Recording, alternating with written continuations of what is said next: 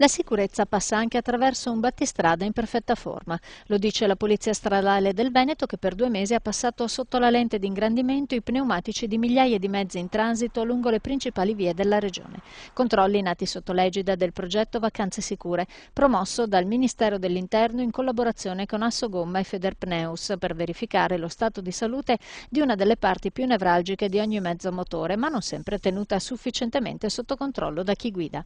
C'è da dire che i mezzi controllati in Veneto danno risultati nel complesso incoraggianti, dal momento che i pneumatici usurati, intorno al 10% del totale delle precedenti indagini, si sono fermati ad un modesto 1,6% per quanto riguarda le vetture e ad un poco più consistente 2,5% nei van. Tutte carenze made in Italy comunque, dal momento che nessun veicolo straniero è risultato in difetto, fatta eccezione per le gomme dei rimorchi, poco controllati a quanto pare sia sui mezzi italiani che su quelli provenienti dall'estero.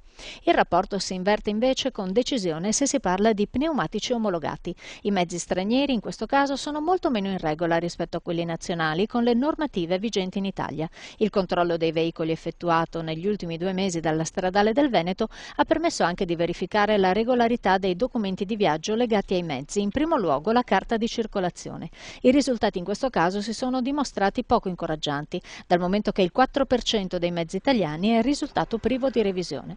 Per chi si sta preparando a mettersi in viaggio, il consiglio alla fine è uno soltanto: non tralasciare nei controlli dedicati ai veicoli con cui si andrà in vacanza lo stato di salute dei pneumatici.